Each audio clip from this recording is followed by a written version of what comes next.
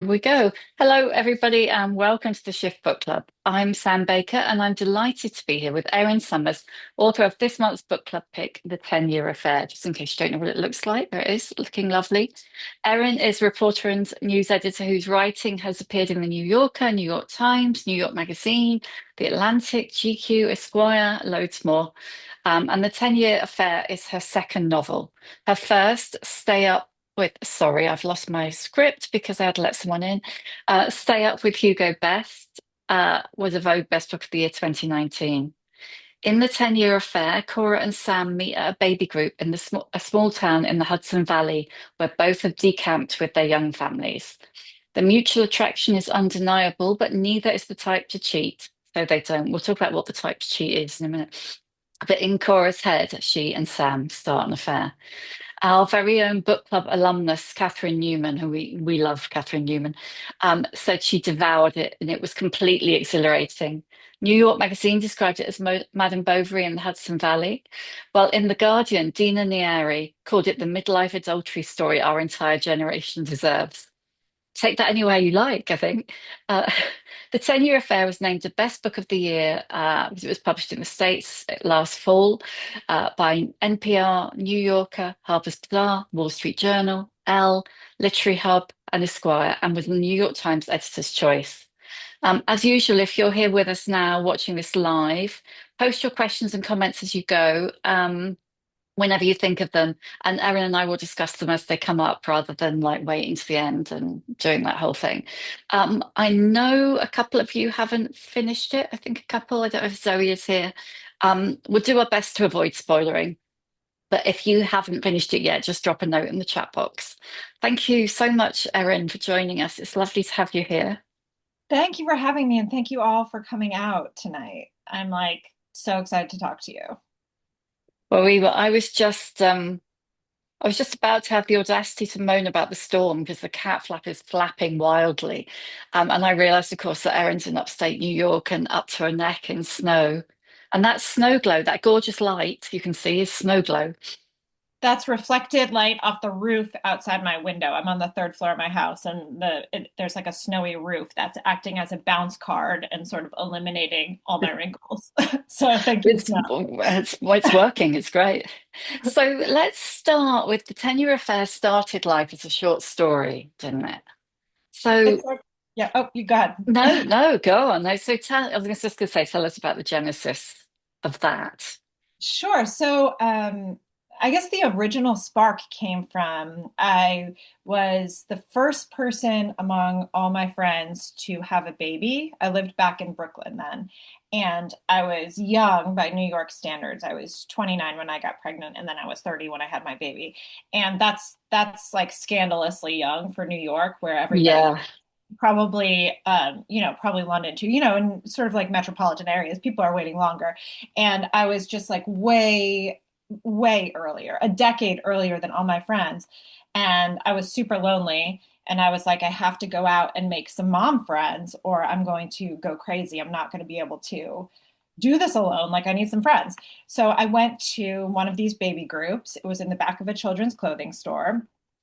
And made a few friends, but mostly what I did was sort of fell in love with the little world of the baby group, which was full of a lot of really well-meaning people doing the most parenting you've ever seen. Just like they'd found a bunch of strategies online and they were trying them out in real time at this baby group. And this was different than my philosophy, which was sort of to wing it and to like call my mom when I had a question. And I was just totally fascinated and enthralled by like the number of strategies and the number of techniques you could have. And I thought that this is a great little world I've never seen written about, and I would love to write something about it. But it took a while for that to synthesize with enough of a second idea. A woman goes to a baby group, that's not necessarily a book. So I had to walk around with it for 4 or 5 years until it synthesized with the idea, and it shouldn't have taken this long, but like it synthesized with the idea of a woman goes to a baby group and she meets a man there. It took 4 years to come up with that. But when I finally was like, when I finally hit upon that, I sat down to write it. And I thought it was going to be a short story. So I wrote the short story version, which is really short. It's only 3,000 words long. It's like 13 pages. And I didn't know it was going to have the dual timeline structure until I was typing the draft and I typed the word multiverse into it. And when I have a sort of intuitive idea like that comes from nowhere and just sort of appears in the language, I really try to follow those because that's sort of just like a gift from your subconscious. So I said, if I can make it work, that should be the structure of this thing. It should be a multiverse and we should move back and forth. So I wrote that version. It was a short story. And then I just still didn't feel done with it. As I was trying to get it published and eventually was published, I just didn't feel done. I just like felt like I had more to say about these people and this world. And I had so much fun, like making up all these details. I wanted to give her friends and I wanted to give her, just like build out the world more. So I um, decided to expand it.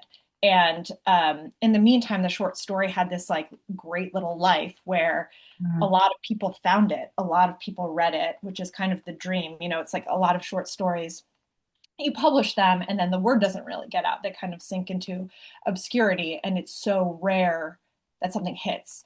So it had this little audience. And then the task became with the expansion, how do I not disappoint the people that already like this thing? It's like Yeah.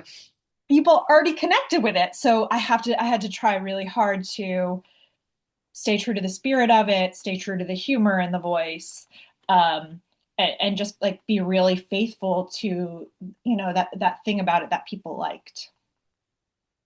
Yeah, oh God, there's so many different directions to go in from there. And everybody saw the comments are full of people talking about potty training and broccoli mum. And were they, you can tell us, were they real? The potty training lady was real, My and God, she elimination communication. it's real, and she would Oh my travel. She would God. roll up to this baby store in Brooklyn. So this is So just you were walking all down the still in street. Brooklyn at this point. In Brooklyn, yeah. So Yeah. this is not a place you drive to, right? This is a walking environment. So she would walk along on the street, or it's in the bottom of her stroller, bring this Cookie Monster potty with her, and do this with her kid in front of everybody. And the other moms in the group are kind of just like dying. The kid, she's not helping the kid. He's crying and crying. She's not helping the kid, and we're all just sitting there like it's so hard to listen to a baby crying at length like that. Like instinctively, you want to like go and pick the baby up, but you can't. So I just thought that's like a great thing. And then of course, there were it was really just like the one lady who was insistent on sort of like, you got to puree your own broccoli. It's poison to give them a pouch or whatever. And just doing the most. But like yeah, so all of that stuff is taken right from life. So, I mean, I want to go back to the kind of converting the short story. I mean, turning 3,000 words into what, 80,000? About Yeah. 80? Um, was that daunting? I mean, how did you approach that? It was very daunting. And the first thing I tried to do was use the short story as an armature and just fill it out more. Like have it hit all the same beats and just fill it out more. And that did not work because there just isn't enough meat on the bones. It's like it required so much more invention than that. And I also thought that to earn the longer length, to earn the 80,000 words, I had to find a way to push the conceit even further, which is the flip flop. Eventually, I hit on the flip flop of the timelines. But it took me so long to figure it out that I thought I wasn't going to figure it out. That like I was like, I have to come up with a way to push this further, or there should not be a book. And I called up my agent and I said that to her. I said, I think I have to give up. I don't think that there's a way to earn the novel length. And she gave me the best piece of writing advice I ever got, which was, what if you just finished it? Yeah. God love agents. I Yeah. know. But like I know, I like think that's so it's so like elegant and direct, right? It's like you could give up, or what if you just finished it? So I sat back down and I took many more walks and I did all the things I do to sort of like come up with ideas. And eventually I cracked it. It's the short story is it's kind of perfect in a way. You've got these just six little immaculate vignettes, and they're kind of funny and playful, and you don't have to go anywhere else. So then, you know, the world is just them, even though it isn't, it kind of is. So how did you grow the world without kind of stuff it, without feeling like you had to stuff it in? Yeah, it was hard. As you're saying, it does feel sort of like gem-like and as much closer to perfect than you can get a novel, right? Like you can get a short story pretty close to, to flawless, and you cannot get a novel flawless. Mm. As try as you might, there are going to be flaws. There's just too many words to have it be totally flawless. And that sort of drove me crazy the entire time, which was like, if this thing is very close to what I might, the very best I can do in my work, then how do I get the novel up to that level too? And it was just like every detail has to feel sort of real and fresh and funny and alive. And it has to feel like a woman you might know, for better or worse. Sometimes you like her, sometimes maybe you don't like her. Um, and I had to sort of just like hold myself to that standard and be like really honest with myself when it wasn't good enough and be like, the standard's the short story. Like it's gotta feel the same way. That's a tough ask, though. I just have to ask you this because I think this is going to run and run. Um, Jane wants to know if Anita, who kept telling everyone about her husband's vasectomy and how he came inside himself, was that based on anyone real? Did that just come out of your head? It's like, which is worse? It's like the specifics of it came out of my head. But I think that the guy who's proud of his vasectomy is like a thing. Have any of you guys encountered this? Where it's like Yeah, yeah. there's a certain type of man who really wants to tell you, and it's like it's it's great, I guess. It's like he's an enlightened guy. He doesn't necessarily need his wife or his girlfriend to be on birth control, but he really wants to tell you. And I thought that that aspect of it was really funny, just like the how vocal this specific kind of guy is that I've encountered. And I just thought, like, how could I make him as sort of like guileless and hilarious about it as possible? So the place it's set, up Hudson Valley, is kind of as much a character really as any of the characters in the book. So because a lot of us here are Brits, tell us a bit more about Hudson. I'm really sorry, I've got to let the cat out. I do apologize. But while I go and let the cat out, can you tell us about Hudson Valley? Sure. So I live in Beacon, which is a town about that's like a little over an hour by train from New York City. And then I live in sort of the mid Hudson Valley, so it goes a little bit further in each direction. But as opposed to sort of the suburbs of New York and New Jersey or Connecticut or Westchester County, it is like a non-flashy, non-rich, um, area. These are like little mountain towns. And the thing that I would say sets them apart specifically from the suburbs is that the way people are pretentious is different, which is that there's Yeah. a little bit, there's a little bit of like cultural cachet. It's like a lot of people who have left Brooklyn or already people that have left Manhattan, and they're sort of anti-flashy. Like you wouldn't have a luxury car here that would raise eyebrows. You wouldn't have an enormous like garish mansion that would raise eyebrows. You might have a sort of like converted farmhouse or something like that. It's like pretentious on the taste level in this very narrow way. And there's much of the content in the book is based on the town I live in, Beacon. Like we have a modern art museum, and so that makes people sort of very feel a sort of sense of like vanity and pride. Like we're not like the suburbs, we have an art museum. Um, and I thought I've lived here since about we moved here in like 2017, so we beat the pandemic, and I just thought that this like narrow group of people and their particular vanities and their particular pretensions were really funny and really interesting and really relatable, and really ripe for comedy. You know, we see a lot of like send ups of the very wealthy. And I thought it would just be so fun to do like this send up of this like tiny corner of the middle class. So that's what I tried to do. Yeah, it kind of felt like even though, Broccoli Mom started life in Brooklyn, it did feel like it just wouldn't have been the same book if it hadn't been in a small town.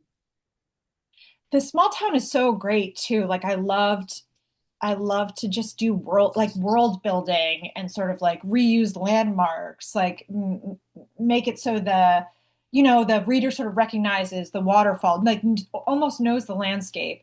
And I also thought it was great for the material because it's gossipy. You know, it's like Mm. these people are a little bit bored. They're talking behind each other's backs. Not much happens here. It's very insular. And yeah, so all of those things made it just like kind of the perfect setting for it. Yeah, it's like there's that moment when Elliot says to, I think, is it Isabel? Is that her name? Who's come, Cora's friend. And he's like, where would we go? Go where?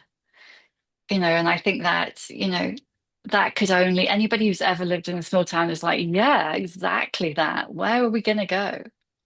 Totally. It's like there's like two bars in my town and they keep eccentric hours. It's like you're not going to find a place open even on Monday, Tuesday, Wednesday, or Thursday, really. All right. Oh my I God. know, I know. Most days there's no establishments open because a lot of them service just like people up from the city. So there's like nothing open. So it is always a question of just like when people ask me like, what did you do this weekend? It's like we hung out with my kids. Like there's nowhere to go.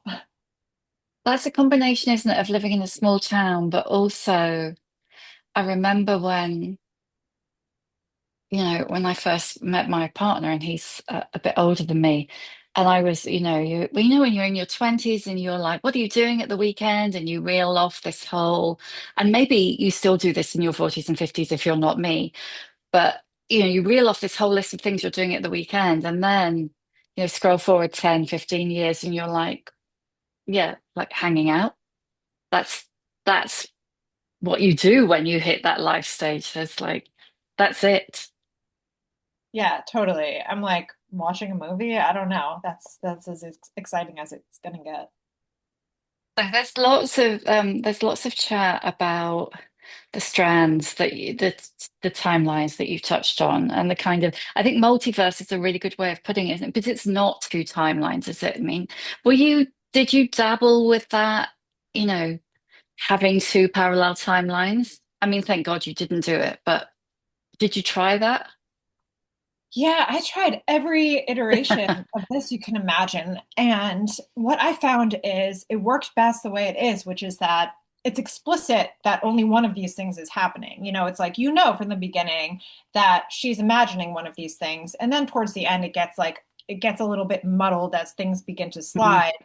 Um, but I think that I never could make it work doing it in a literal way where it's like we're in a literal second dimension and this is what happened.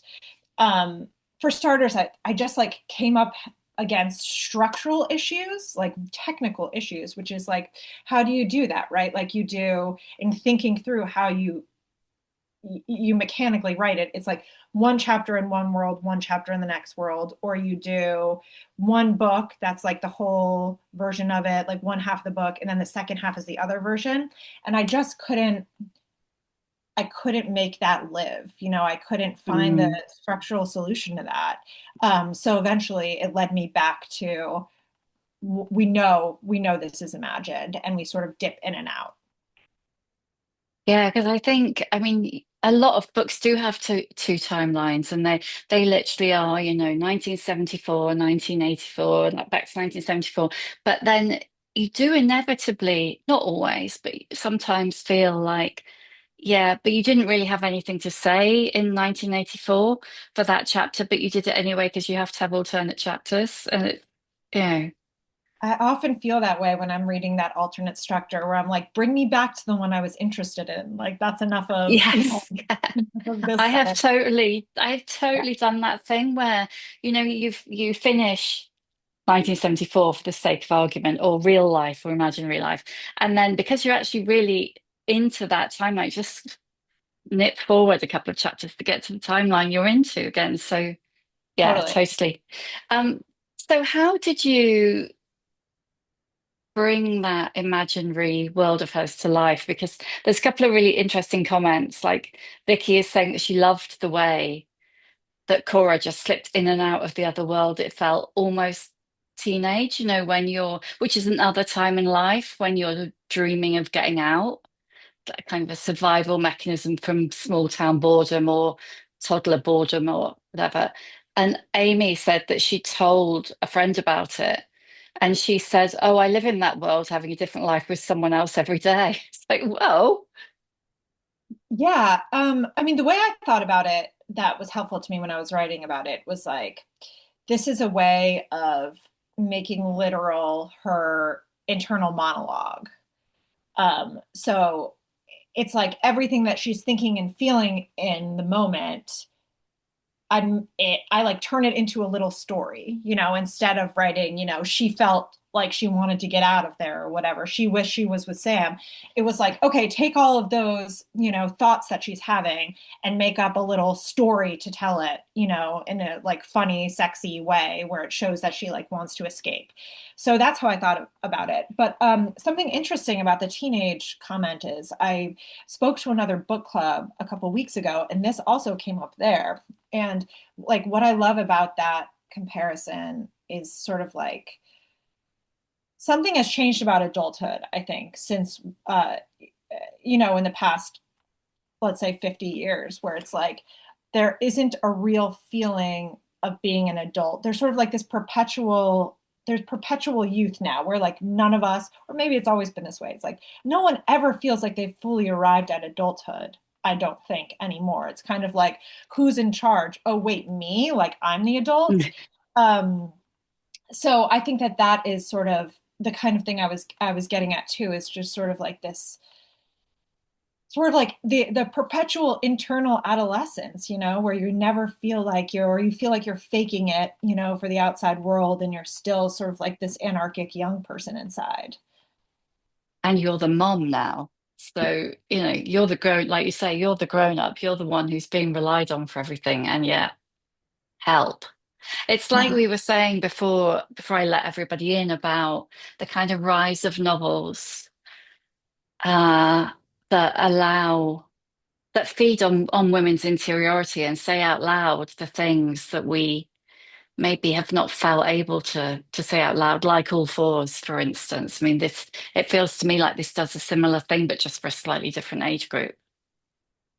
Yeah, I mean, I hope it really hits people in that same way. I loved All Fours, and I did love that book's just like the frankness, and she's just completely fearless. And at first, so that book came out, and at first I was afraid to read it, and I was like, one of these things where it's like, as a writer, sometimes you're like, it's going to be too good, and I'm going to get scared. It's like because I can never, and a very real fear. Um, and so I didn't engage with it. And then when I did, it sort of helped me over that sort of like, surmount that like obstacle where I felt afraid of like people's judgments. And it's like, well, she is just so fearless. She doesn't appear to care, and she is so honest. And, I found it kind of inspirational.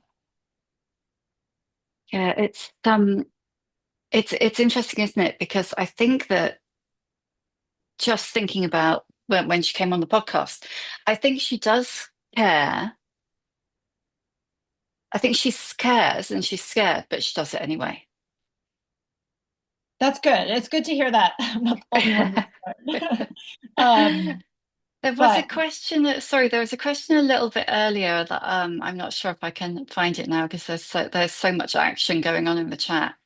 About uh Your own. And I'm sorry, I can't even remember who put the question in there, and I can't find it. Oh, I found it, Amanda. Um, about drawing the kind of the line between using things from your life and fiction. And I kind of raise that now because Miranda is a really good example because she actually said, well, everybody's going to think it's me anyway. So I'm just going to say that this woman is a performance artist, the same age as me, with the same life as me, and everybody's just going to think it's me, and that's fine. And we just will. I'll let them, and I won't say whether it is or it isn't. And they can think what they want to think. And I always think, women are always. There's always an assumption of autofiction in women's writing. And I don't think I've ever heard a man be asked how much of his own life has gone into a novel. Yeah, I mean, the line for me, I'd use stuff. I don't find my life that useful in writing the plot ever because all I do is like sit at a computer and write. Like that isn't a book, right? But the things Yeah. that I used are uh, I used especially the thing that I took is the rapport with Elliot. So Cora and Elliot's rapport, how he's like, he's goofy, he's kind, he's a little bit oblivious, but they joke around and they seem to like each other, and they both have their flaws, but he's like, you can see affection between them, and so I mean, I cleared this with my husband. I'm like, can I borrow our rapport? And he's like, what are you even talking about? He's like, Yeah. literally things I've said. Can you borrow? And he said yes to that. And I was like, no, not really things you've said. More of just like our attitudes towards each other. And he's like, that is not proprietal. Like having men and Yeah. husbands and wives be friends is not sort of like something you have to ask my permission to use. So that has taken a lot from life. Just like there's sort of friendship, and what else? Experiences with my kids. There's specific things in there. The daughter is very sharp, and I have a very sharp daughter, but a very kind daughter. She is very, very kind too, which that the daughter in the book is not. So, I borrow here and there, and of course, I use some of my feelings about parenting and being overwhelmed. Um, and then the other thing I do, which no one has called me on yet, is I borrow things people have told me about like a friend of a friend. Friend of a friend level for like an anecdote, I think is in bounds. It's like if Yeah. it's someone I've heard about in the area. So I use like some of these like little local gossipy things that are just like rumored. And I use those too. And as for people thinking that it's me, they definitely do. And there's not, it's like, Miranda July was saying, it's sort of like there's nothing you can do about it, which is maddening, kind of, until you make peace with it, which I'm trying to do. So they think you've really been shagging your neighbor in your head for the last 10 years. They do think that. And then, yeah, I'm literally doing it, I guess. Yeah. Especially, I don't know, on the back of the US copy of the book, they put a giant picture of me, sort of like the great man full bleed photo in like the mode of John Updike or something. And they had me send them options for which photo to use. And they sort of chose the most smoldering one, like the one where I look very come hither. And I'm like, it's totally just going to invite people to imagine that this thing is about me. But I let it happen because it's kind of funny. But yeah, so it's just something I'm trying to get used to. Just go with it. Right. Yeah. So Elena says she hopes you haven't got a neighbor who flashed you. No, I don't. That guy is a fabrication, but I found him sort of fun to write. Anytime someone is like a little bit bad or mean or like morally off, that person becomes really fun for me to write. Even Jules was very fun because she's a little bit too mean, and it's kind of nice to take a break from someone where you have to like explain their moral framework. Yeah, oh gosh, I've got so many things I want to ask you about the 10 years, and I want to talk about Cora and Jules' relationship. Um, but I want to touch as well on the whole likability, unlikability thing that you have to tackle with female characters, because it used to be that all female characters had to be likable, and in fact you still do get editors say I didn't like the characters enough, or in fact readers say that. But then at the other end of the scale, there's this other sort of unlikable woman who is the received unlikable woman who we're meant to have in a book. I mean, how did you navigate that with Cora and with Jules? Because neither of them fit either of those boxes. I wanted them to seem like women you might know that like might be your real friends or neighbors or your sisters. I just wanted them to seem real. And I thought to do that, they have to sort of like have failings and they have to be sort of like really fun and great sometimes. And they have to, but they have to be limited. They have to be human. And I know that from like some of I try not to engage with any sort of like with like too much of criticism around the book, but like I know that some people find them, both of them, really unlikable, and find that to be an obstacle in the book. And I just like wish I could tell those people it's like, it's by design, it's by design. It's like not everybody is likable all the time, it's like all my friends love them. They're great, but like they have their moments, they have their blind spots. And so I really just wanted to make them feel like people you might know. And I thought that if I could get there and achieve that, then there would be just like a real richness, and a real feeling of like reality. Yeah, I mean, they're people. Yeah. You know, I mean, it's like in a strange way, I became more invested in the Cora and Jules relationship than in the Cora and Sam affair. And it's like you said, I'm trying to say this without spoiling for anybody who hasn't finished. There's a moment in the book club where Jules is really, really horrible to Cora. Um, and if you're sitting in Jules' seat, Cora deserves it. And you're sitting in Cora's seat, she's completely innocent. But that just rang so true. Those moments when you just have that really vicious fallout with a friend. And in a way, that relationship between the two women felt ultimately more valuable to me than the relationship with Sam, for both of them, actually. Yeah, I mean, I think it is kind of a friendship story between women, like Trojan horsed inside of a this affair story, where it's like the maybe the affair story gets you in the door, but then it's sort of like sneakily just like about this friendship between these two women, and they have such different personalities, but they are compelled by each other. They do get really close, and they end up spending like, a good chunk of their adult lives together. They're raising children side by side, and I found them so complex and juicy to write.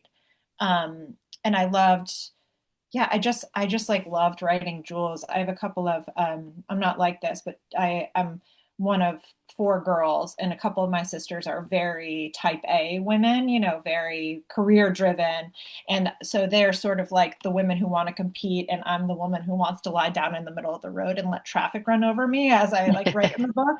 So it was just sort of fun to just like take that dynamic and give it to these two, and watch it play out.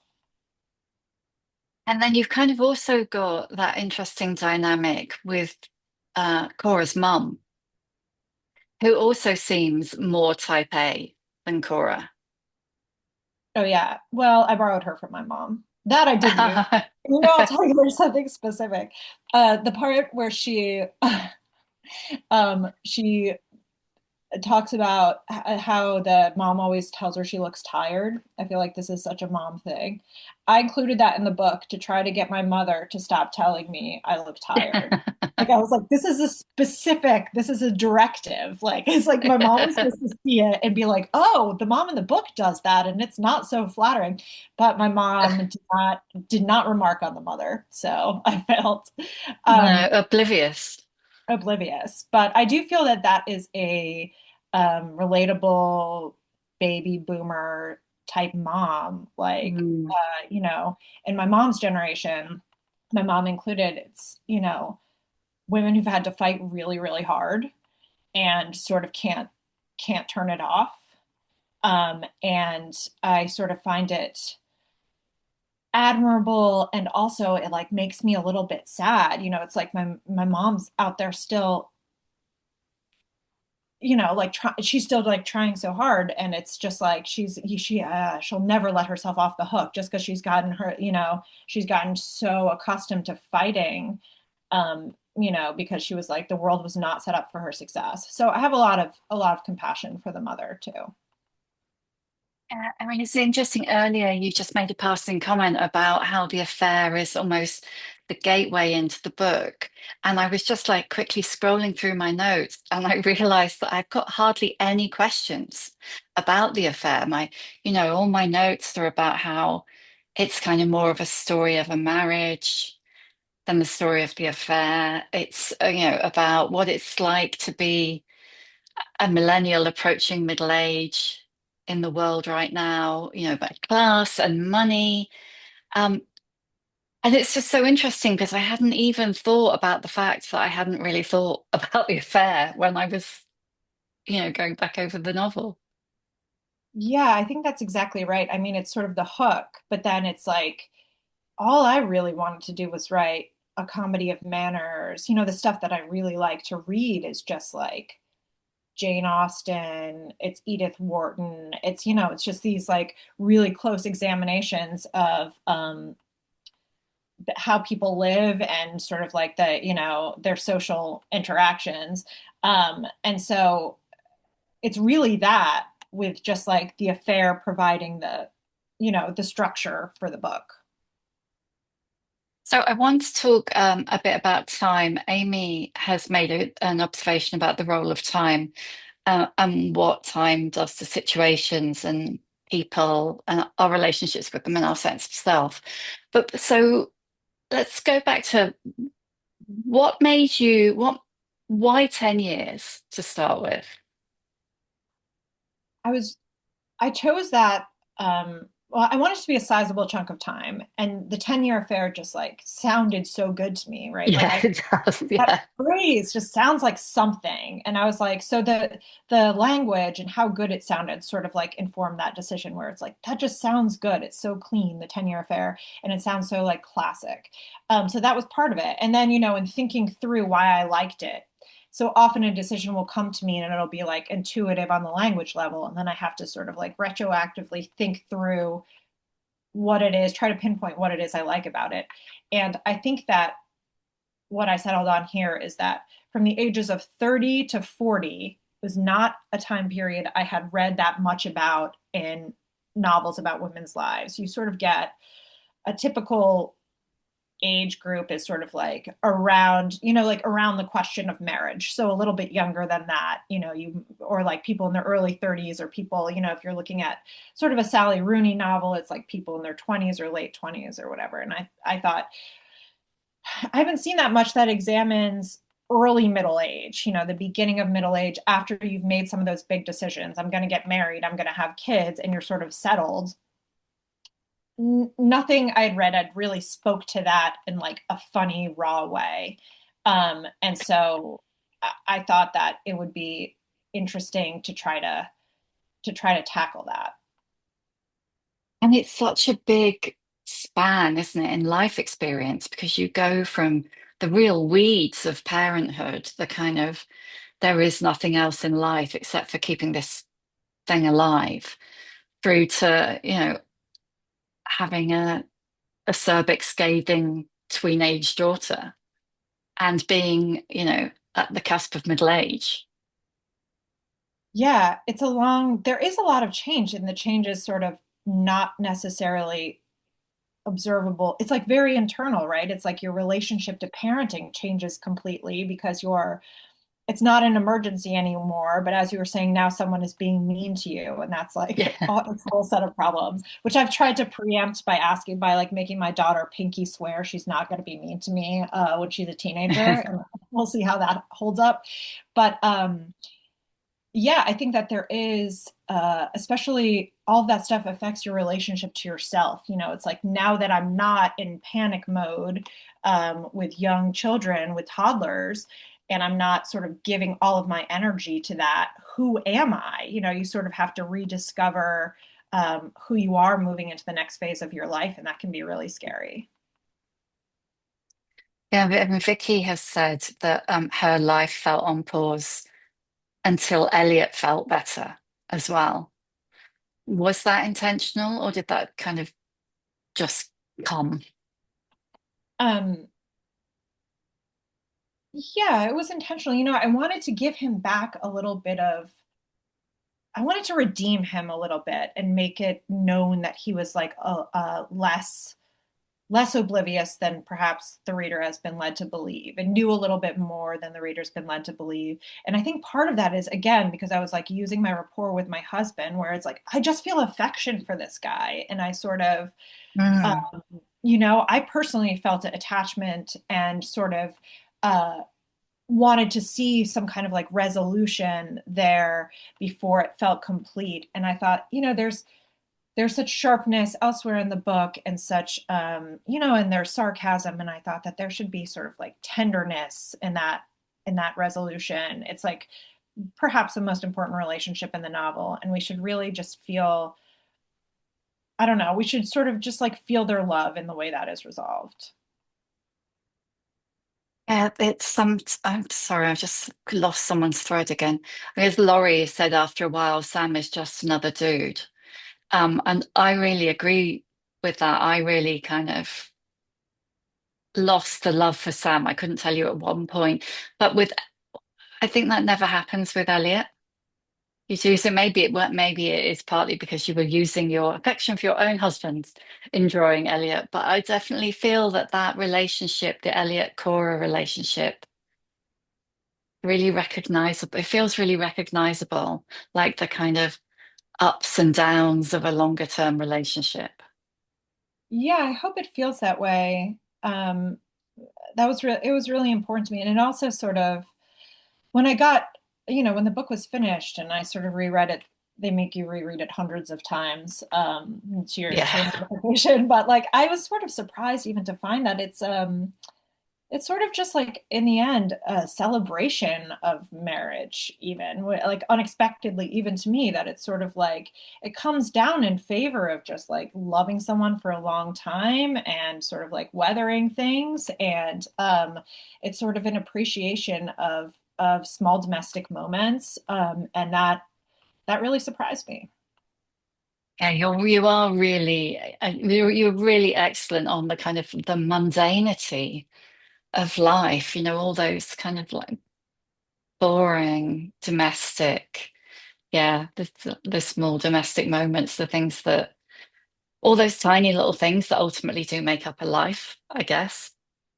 Vicky has just said that Elliot and Cora felt like a marriage, which you do really actually rarely get in fiction. Like you said, a lot of books stop at the decision to get married, and a Yeah, lot of them don't write, the marriages aren't quite real somehow.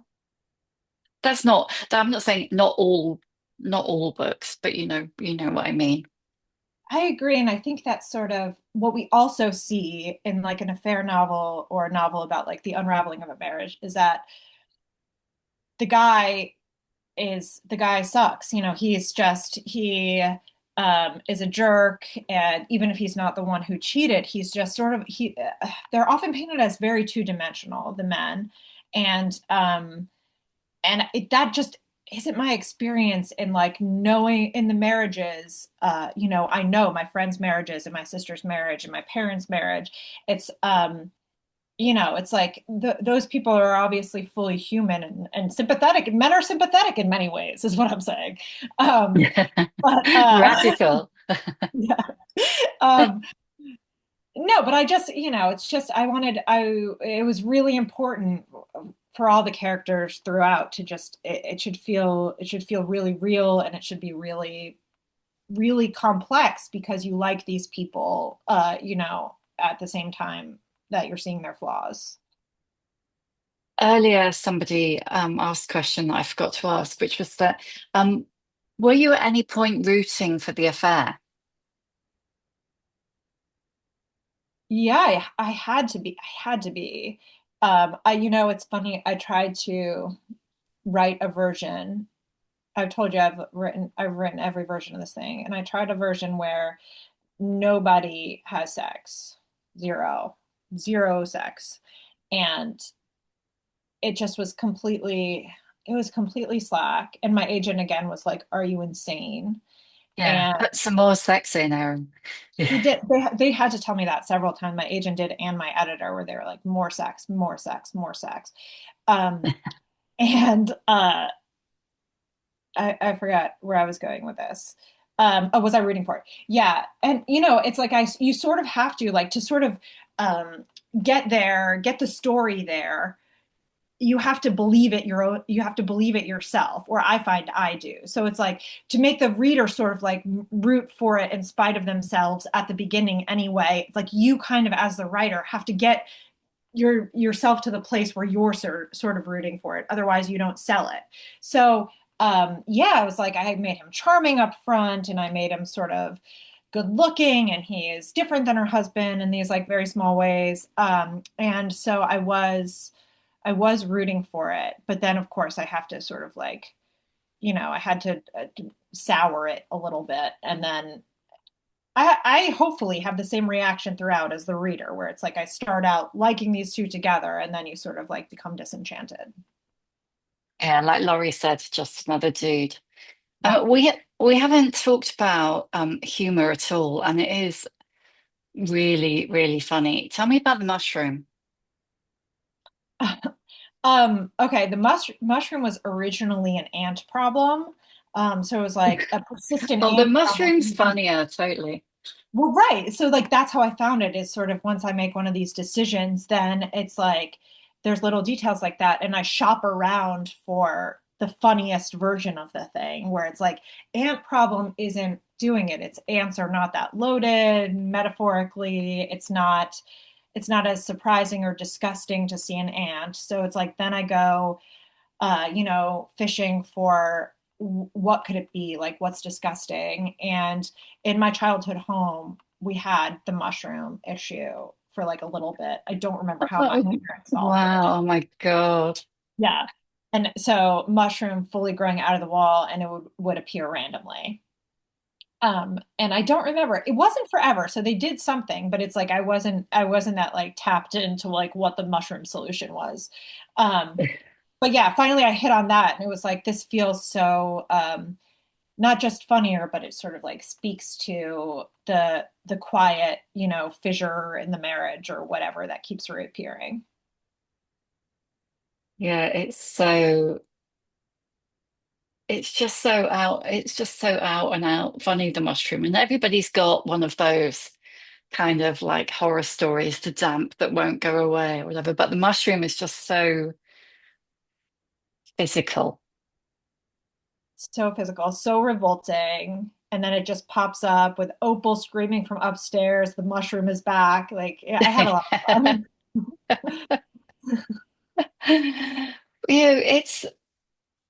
It's quite rare for a book that is, you know, at its core, funny, comic, to be taken seriously. But how did you get your publishers to sell this like I don't want to say anything that I'm trying to work out how to phrase this so it's not offensive. It would have been so easy for this book to have been sold like commercial women's fiction, is what I'm trying to say.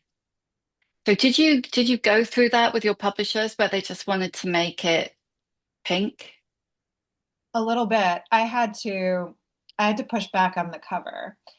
There was like a round of cover design. I mean, I think that the cover that we ended up with, this is in the US. Canon Gate immediately loved this cover and in the UK and went with it. But in the US, when we were, I was seeing their first original ideas, there were rounds where it was sort of like the cover we've seen where it's like a woman lying face down, a woman with her face turned to the wall for unexplained reasons. My God.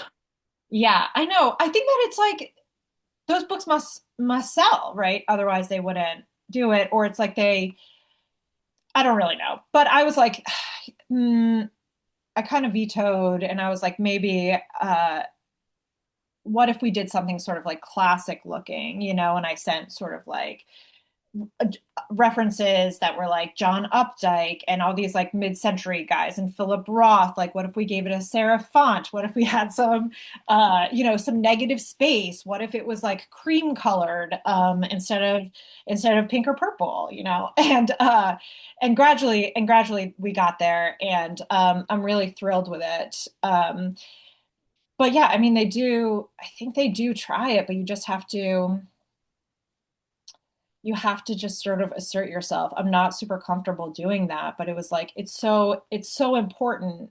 Like, a woman lying on her face isn't the book, right? Like, Mm. that's not it. It's like, firstly, though, that doesn't leave any room for you to imagine it might be funny. That's just sort of like No. it's going to be this, like, it's going to be a story about a woman's life falling apart, and it'll probably be sad. And I was like, let's at least have it be sort of like neutral, so you might be able to imagine that you could laugh reading it, without also being sort of like a jokey cover. But they split the difference really well. Yeah, it's so interesting you say that because I don't know whether any of you guys remember who were at the book club with Lily King in November. I think it was November. But she said more or less the same thing. It was that kind of a bit of a woman's body, woman walking away, woman from behind, sitting on a chair, And I think she said they went through 20 or 30 iterations before they got to where they got. And it's kind of depressing, but Funny that they always go there first, even with Lily King, where I'm like, Lily King is genius. Can we just like yeah. do what she says in the first round? It's like she Yeah. knows what she's talking about. Um, but yeah, they do always try it, and it must be because those covers sell books. Yeah, they must be because they're familiar, I guess. Yeah. Yeah. We are only got like 7, 8 minutes left. So if any of you've got questions, if you're like, why hasn't she asked about that? Because I'm sure I've missed loads of stuff, do pop it in the box and I'll ask. Um, in the meantime, on the subject of Lily King, are you are you done with these characters or are you tempted to go back So to them? the thing I'm working on now, I don't know if you all remember the part of the book where they're sitting around, they're at a dinner party and they're gossiping about local swingers. Like, they've heard about these swingers in Yes. town. So I got to that part of the book and I was sick of writing it already by this point. And I got there and I was like, invented that. And I was like, oh, I wish I was writing that book. Like, seems like so much fun. Who are these people? It's like just something I made up whole cloth in the moment. And so then, as soon as I finished, I started that novel. So, um, and if you want a taste of that, I published a short story. I guess this is sort of my process now, although it seems like the hardest process you could have. But go Yeah. look for Pleasantries. It was published by Granta, and it is sort of the seed of the new novel, which is about these small town swingers. And so that's what I'm working on, and I'm having a lot of fun. But then I'm sort of deciding if these characters, I think the 10-year affair characters will pop up, but not in a major way. They just sort of like will populate the town. But I'm sort of feeling that out now. Oh, I'm here for it, definitely. It's interesting, isn't it? Because in a way, cheating, it feels like I'm not saying nobody does it, of course they do, but it kind of feels, I was thinking, is it that it feels taboo now, or does it feel old-fashioned? It's kind of like, it feels like this is a terrible, don't at me. It feels like a boomer thing. So like you mentioned Updike and Cheever and oh gosh, I've forgotten the name of the guy who wrote Revolutionary Road. But it does feel like a 70s, 80s thing. Yes, I agree. And people of my generation, a lot of people I know are sort of like exploring these very open structures now where they have an open marriage or they're on, the apps with their partner and whatever. Um, yeah, and I think that is very much going on, and it's sort of anachronistic to just like embark on an old school affair. I hear about that a lot less.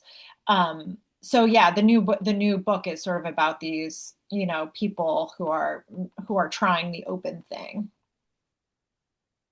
Yeah, the swingers feel when I think about swingers, it just automatically conjures images of Rick Moody's book Ice Storm and the Yes. whole the Yeah. glass keys in the bowl and how That's funny. We just had the blizzard here a couple nights ago, and so we watched the movie because we were like, let's watch a snowed in movie. So we watched the like, 90s adaptation of it. We just watched it. is that Sigourney Weaver? Yeah. Yeah, God.